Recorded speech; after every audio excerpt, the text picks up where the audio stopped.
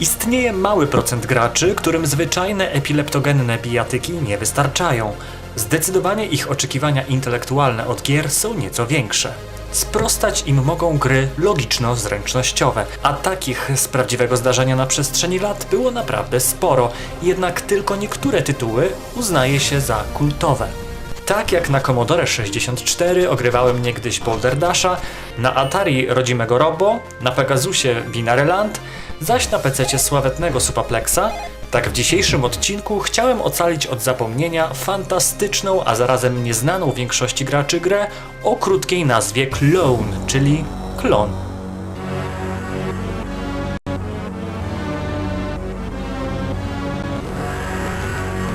No to zaczynamy.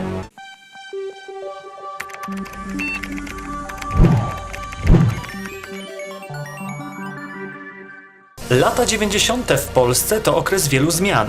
Nadal wspominam je jako czasy, w których dostępność gier z uwagi, iż ta branża dopiero się rozwijała, była bardzo ograniczona. Czasopismo CD Action z dołączoną płytą było więc dla części z nas jedynym oknem na świat gier. Ponieważ internet dopiero raczkował, dla młodzieńców, którzy żyli w biedniejszych regionach Polski w tamtym czasie, praktyka instalacji wszystkich wersji demonstracyjnych z płyty CD Action po kolei była powszechna. Pozwalało to cieszyć się choć przez moment tytułami, których pełnych wersji już nigdy nie zobaczymy. I takim tytułem było Clone. Gra logiczna, a właściwie logiczno-zręcznościowa, której demo ukazało się w CD Action w 1997 roku. W tamtym czasie musiałem zadowolić się pierwszym światem, który oferowała wersja demonstracyjna. Po 20 latach mogę w końcu zagrać i zrecenzować pełną wersję, którą można legalnie i za darmo pobrać z internetu. Link do gry znajdziecie w opisie do filmu. Czym jest Clone? W planszy z selekcją leveli wygląda jak klon Supaplexa, ale nic bardziej mylnego, bowiem wcielamy się w niebieskiego bohatera, a także i jego klony, a dokładniej w jego wszystkie klony. Brzmi dziwnie? A to dlatego, że podczas rozgrywki będziemy musieli sterować wszystkimi klonami bohatera, które pojawią się na planszy. Mechanika działa w ten sposób, że jeżeli przyciśniemy strzałkę w prawo, wszystkie klony poruszą się w prawo, chyba że na drodze stoi ściana lub inny obiekt. A więc będziemy musieli tak główkować, aby dotrzeć do wyjścia, manewrując wszystkimi klonami po planszy. I tak raz przyjdzie nam przesuwać kamienie w odpowiednie miejsca, raz unikać różnych pułapek, a jeszcze innym razem przemierzać labirynt z jednokierunkowymi strzałkami. Zagadek jest oczywiście więcej, ale pozbawiłbym was frajdy w odkrywaniu ich na własną rękę. Tak więc wysiłku intelektualnego będzie w grze bez liku. A to wszystko w cudownej i słodkiej oprawie graficznej, za którą odpowiedzialny jest twórca gry Matthew Franet, który stworzył grę całkowicie sam z niewielką pomocą Wolfie Bowsera, który skomponował klimatyczną muzykę.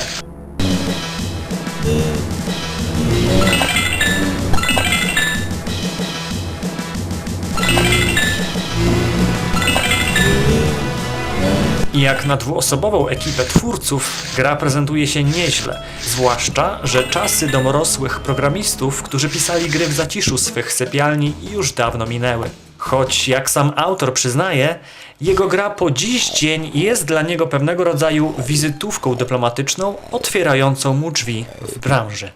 W swej przygodzie będziemy musieli przeprowadzić nasze klony przez 6 światów.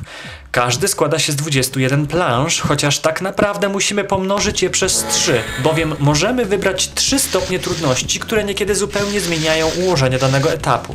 Przykładowo, tak wygląda dany etap na łatwym poziomie trudności, tak wygląda ten sam etap na normalnym, a tak prezentuje się na najtrudniejszym.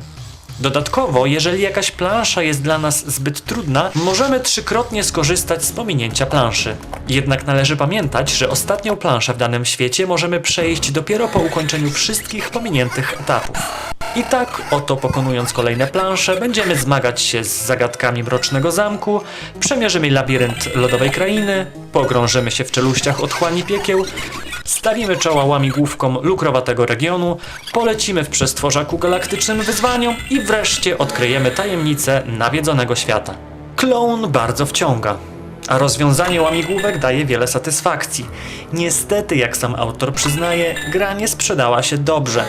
Skoro jest tak dobra, co poszło nie tak? Przede wszystkim rok wydania.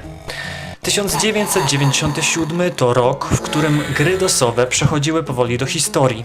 Rozpoczął się właśnie szał na 3D. Gry na DOS ogrywane były zazwyczaj przez graczy, którzy nie zdążyli zaopatrzyć się jeszcze w nowsze komputery lub miłośników takiego gatunku. Któż więc w tamtym okresie wydałby $35, a więc około 130 zł, na grę pod DOS? Czy gra posiada jakieś wady? Czegoś ewidentnie jej brakuje i w moim odczuciu jest to smutek, jaki pozostaje po jej ukończeniu, bowiem nie ma wbudowanego edytora plansz, więc jesteśmy skazani jedynie na te, które są w grze. A otwierając plik graficzny wszystkich obiektów z gry, można zaobserwować, że kilka przedmiotów zostało niewykorzystanych lub umieszczonych w zagadkach bardzo rzadko. Tym bardziej gra aż wzbudza apetyt na więcej. A więc graliście już w Clone? Jeśli nie, a lubicie gry logiczne, to bardzo polecam. Do następnego odcinka. Oh yeah! Oh yeah! Oh yeah! Oh yeah!